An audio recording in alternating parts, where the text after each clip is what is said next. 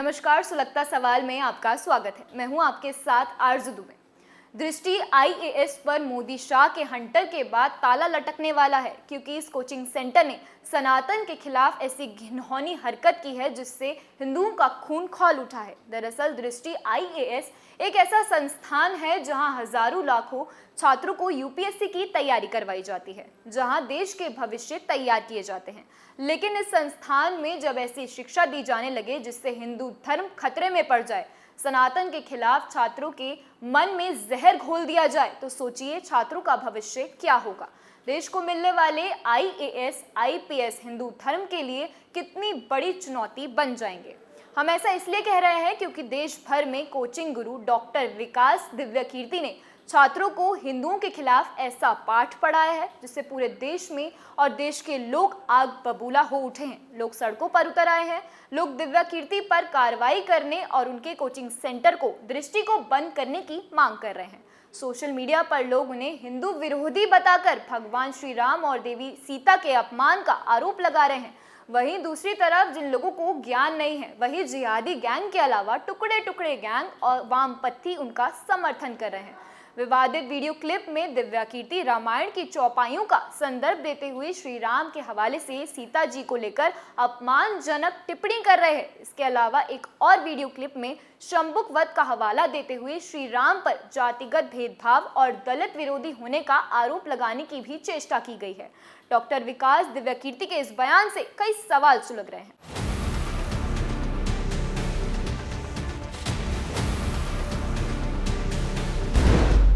दृष्टि आईएएस को बैन करने की क्यों उठी मांग? क्या हिंदू विरोधी है डॉक्टर विकास दिव्यकीर्ति? मोदी सरकार दृष्टि आईएएस पर लगाएगी ताला? क्या शिक्षा के नाम पर चल रहा हिंदू विरोधी एजेंडा? इन सवालों ने हिंदू विरोधी डॉक्टर विकास दिव्यकीर्ति को तगड़ा झटका दे दिया है।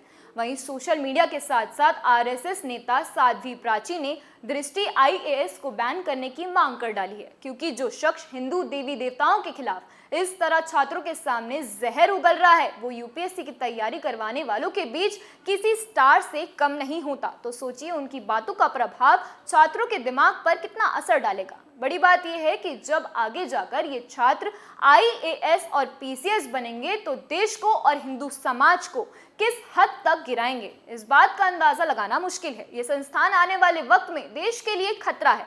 अब मांग उठने लगी है कि मोदी सरकार इस पर ताला जड़े। विकास दिव्यकीर्ति ने जो कहा वो गलत कहा, क्योंकि विकास दिव्यकीर्ति जहां ये चीजें बोल रहे थे वहां उन्हें कोई काटने वाला नहीं था। उनकी क्लास थी, उनके छात्र थे, उनका संस्थान था, उन्हें बोलने का अधिकार था। खास बात यह है कि दूसरे मजहब के धर्म ग्रंथों का ऐसा विश्लेषण वो बंद कमरे में नहीं कर सकते हैं। जब बात राम, सीता और रामायण की कर रहे हो तो आपका अंदाजा भी करोड़ों लोगों की आस्थाओं को ध्यान में रखते हुए उसी अनुरूप होना चाहिए। लाखों छात्रों के मन में जो भी सोच छोड़ गए हो सकता है कि उनका असर आज नहीं कुछ सालों बाद दिखे, जब यही छात्र डीएम, एसपी बनकर अलग अलग इलाकों में तैनात होंगे। तो ये समाज में माहौल बिगाड़ने वाली बात होगी। तो चलिए पूरा मामला आपको समझाते हैं।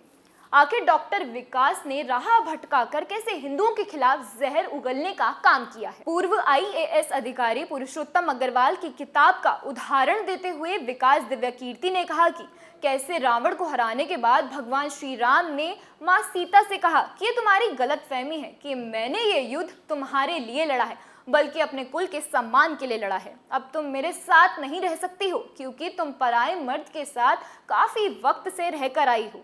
लेकिन आगे जो बात उन्होंने कही शायद हम आपको बता भी नहीं सकते हैं, क्योंकि बेहद ही घिनौनी टिप्पणी उस जलील आदमी ने की है। अगर इन्हें पढ़ा लिखा गवार भी कहा जाए तो इस बात का कोई गम नहीं होगा, क्योंकि ऐसे लोगों को समाज से बहिष्कार ही कर देना चाहिए। क्योंकि ये जनाब ये कह रहे हैं कि अगर मैं रामायण की लिखी बात कहूँ तो मेरी जुबान कट जाए। जैसे ही बयान सोशल मीडिया पर वायरल हुआ तो देश में बवाल खड़ा हो गया। सबसे आगे कांग्रेस और वो दलाल मीडिया इस मुद्दे पर छाती पीटती हुई नजर आई, जिन्होंने खुद को कोई ज्ञान नहीं होगा लेकिन प्रोपेगेंडा चलाना शुरू कर दिया। और सही जानकारी के अभाव में हिंदू की बात रखने वाले लोग भी बैकफुट पर आ गए।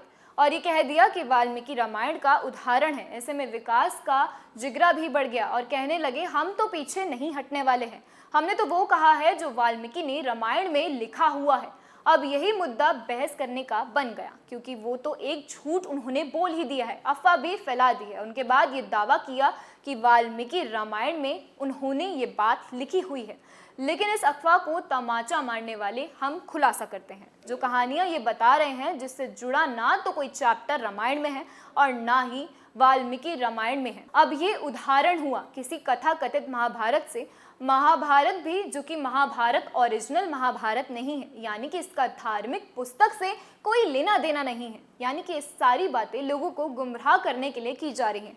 छात्रों के दिमाग को एजेंडे की तरह उनके दिमाग में जहर भरा जा रहा है, जो आने वाले वक्त में भारत के लिए घातक बन जाए। इसी तरह अब हिंदू समाज ने दृष्टि IAS को बैन करने की मांग कर डाली है। अभी तो इनके नफरती वीडियो वायरल हो गए तो दुनिया के सामने सच्चाई आ गई है। लेकिन जो ये बातें नहीं करते हैं वो लोगों तक कैसे आएंगी कि उन्होंने कितने देवी देवताओं के खिलाफ आखिर बोला होगा, ये सोचने वाली बात है। तो इसलिए इनके कोचिंग सेंटर पर ताला जड़ने की मांग अब तेज हो गई है और डॉक्टर विकास को ईर्ष निंदा के आरोप में गिरफ्तार करने की मांग कर रहे हैं। ट्विटर पर भी ये मुद्दा लगातार ट्रेंड में बना हुआ है।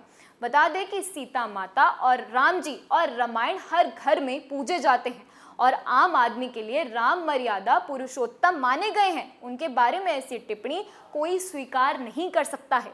हालांकि डॉक्टर विकास दिव्यकीर्ति ने पुस्तक का संदर्भ दिया और पुस्तक लिखने वाले पुरुषोत्तम अग्रवाल ने उत्तर रामायण का संदर्भ दिया है, जबकि हिंदू जनमानस में प्रचलित है कि वाल्मीकि ने उत्तर रामायण लिखी ही नहीं है और समाज का एक बड़ा वर्ग इसे मन घड़ंत बताता आया है। तो ऐसे में अब डॉक्टर विकास और उनके कोचिंग सेंटर सवालों के घेरे में आ गए हैं। लगातार विरोधी आवाज तेज होती जा रही है। कहा जा रहा है कि बीजेपी की तरफ से भी विकास पर जल्द कार्रवाई की जा सकती है, क्योंकि जो उनका ये बयान सुन रहा है वो उनके खिलाफ टिप्पणी कर रहा है। तो ऐसे में अब डॉक्टर विकास और उनके कोचिंग पर एक्शन लेने की बात भी सामने आ सकती है। सुलगता सवाल में आज के लिए बस इतना ही। कल एक बार फिर हाजिर होंगे एक नए मुद्दे के साथ। तब तक के लिए आप देखते रहिए कैपिटल टीवी। नमस्कार।